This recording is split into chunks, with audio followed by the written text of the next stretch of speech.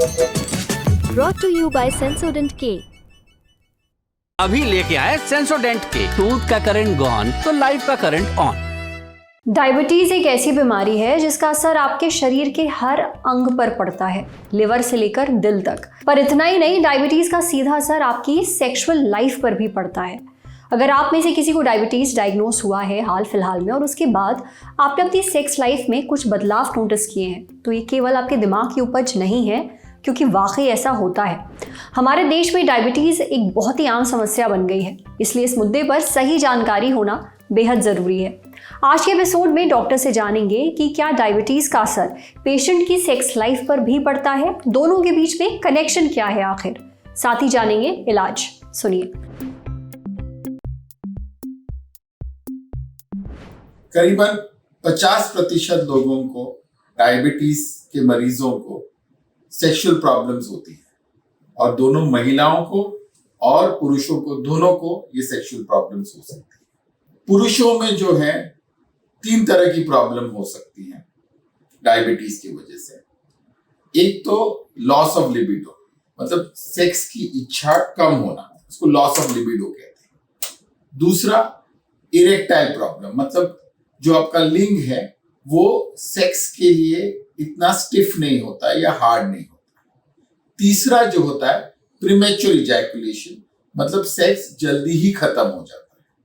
वैसे ही औरतों में भी लॉस ऑफ लिबिडो हो सकता है, पेनफुल पेनिट्रेशन हो सकता है, ड्राइनेस ऑफ प्राइवेट पार्ट्स हो सकता है। पुरुषों में ये समस्या ज्यादा होती है और काफी हिचकिचाहट होती है पुरुषों में डॉक्टरों से बात करने के लिए।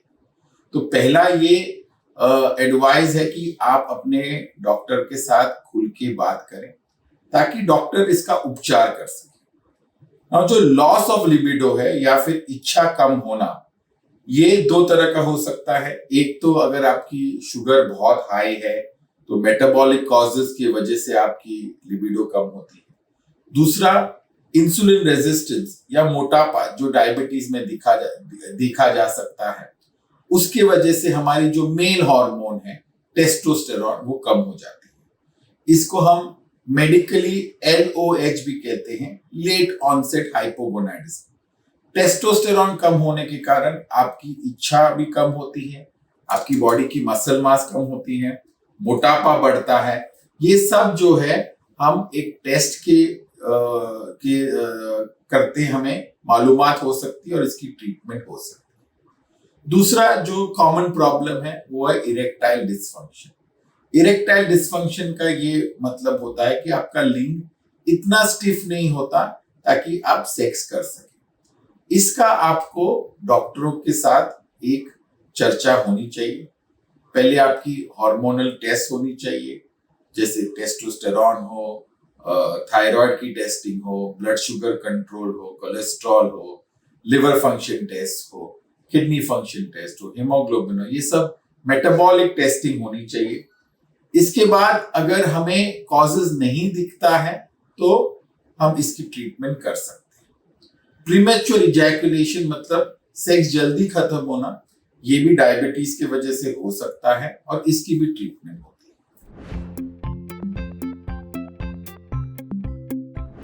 डायबिटीज में ये सब समस्या 3-4 कारण की वजह से आती है। एक तो जहाँ हार्मोनल लॉस होता है, जैसे मैंने बोला मोटापा, इंसुलिन रेजिस्टेंस की वजह से हार्मोनल लॉस होता है। आपका जो मेल हार्मोन है टेस्टोस्टेरॉन वो कम हो जाता है, इसकी वजह से आपको सेक्स की इच्छा नहीं होती। दूसरी ये होती है कि ब्लड सर्कुलेशन, जो हम वैस्कुलर सप्लाई बोलते हैं, जो लिंग का इरेक्ट होना या स्टिफ होना, ये ब्लड सर्कुलेशन की वजह से। डायबिटीज, कोलेस्ट्रॉल, ब्लड प्रेशर, इसकी वजह से जो हमारी ब्लड सप्लाई है वो कम हो जाती है, जिसकी वजह से लिंग इरेक्ट इतना नहीं हो सकता।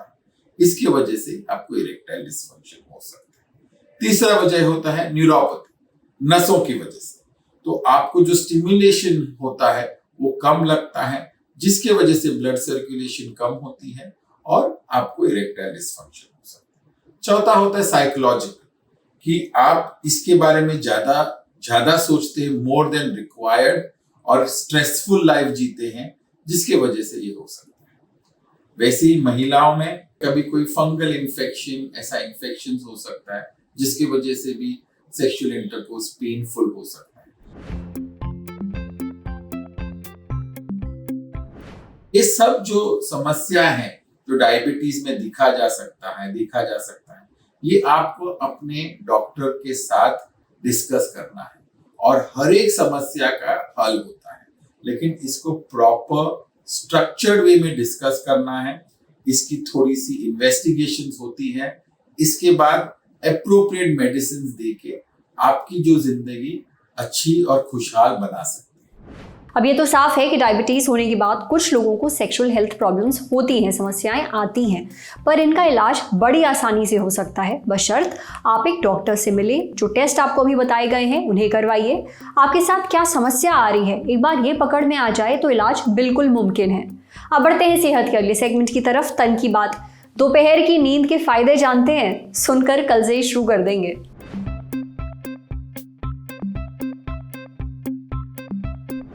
दोपहर के समय सोना हर इंसान के नसीब में नहीं होता, पर दोपहर की नींद लेने के अपने फायदे हैं। स्लीप हेल्थ जर्नल में छपी एक रिसर्च ने इसकी पुष्टि भी की है। इस रिसर्च को किया है यूनिवर्सिटी ऑफ लंदन के साइंटिस्ट ने। रिसर्च में पता चला है कि दोपहर की झपकी आपको डिमेंशिया नाम की बीमारी के खतरे से बचाती है। डिमेंशिया उम्र के साथ होने वाली भूलने की बीमारी है। बुजुर्गों में ये बहुत ही आम है। यूनिवर्सिटी ऑफ लंदन ने 40 से 69 साल के 3,70,000 से ज्यादा लोगों पर यह स्टडी की।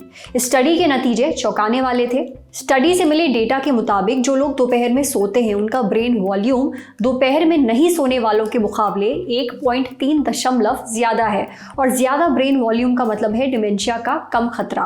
अब ये ब्रेन वॉल्यूम क्या होता है? इसका मतलब है दिमाग में जरूरी नसों के सिस्टम की मौजूदगी, और ज्यादा ब्रेन वॉल्यूम का मतलब डिमेंशिया का उतना कम खतरा होना। यही नहीं, दोपहर में सोने वाले लोगों का दिमाग बाकी लोगों के मुकाबले 3 से 6 साल ज्यादा जवान मिला। ये भी पता चला कि दोपहर में कम से कम आधे घंटे की नींद जरूर लेनी चाहिए। इसलिए दोपहर में बिंदास होकर सोइए, फायदे ही फायदे हैं। समझे? अब बारी है सेहत के आखिरी सेगमेंट की, खुराक यानी झक्कासी हेल्थ टिप। गाय, बकरी या भैंस, इनमें से सबसे हेल्दी दूध आपके लिए किसका है? सदियों से देश में दूध डाइट का एक अहम हिस्सा रहा है। ये पशुपालन की एक बहुत बड़ी वजह भी है।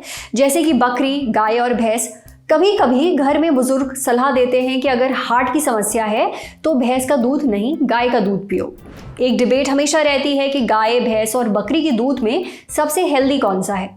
डाइटिशियन सुनीता त्रिपाठी ने इन तीनों दूधों की न्यूट्रिएंट वैल्यू में क्या फ़र्क है ये हमें बताया।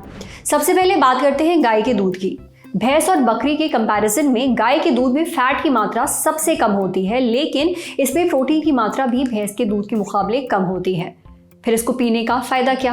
देखिए, इसमें पोषण की मात्रा पर्याप्त होती है, ये हड्डियों के लिए अच्छा होता है। इसमें कैल्शियम और विटामिन डी की मात्रा भी अच्छी होती है। इसमें कोलेस्ट्रॉल की मात्रा कम होने की वजह से ये हार्ट के मरीजों के लिए भी बेहतर होता है। वहीं भैंस के दूध में प्रोटीन की मात्रा सबसे ज्यादा होती है, जो इसे मांसपेशियों के निर्माण और उसकी रिपेयर में फायदा पहुंचाता है।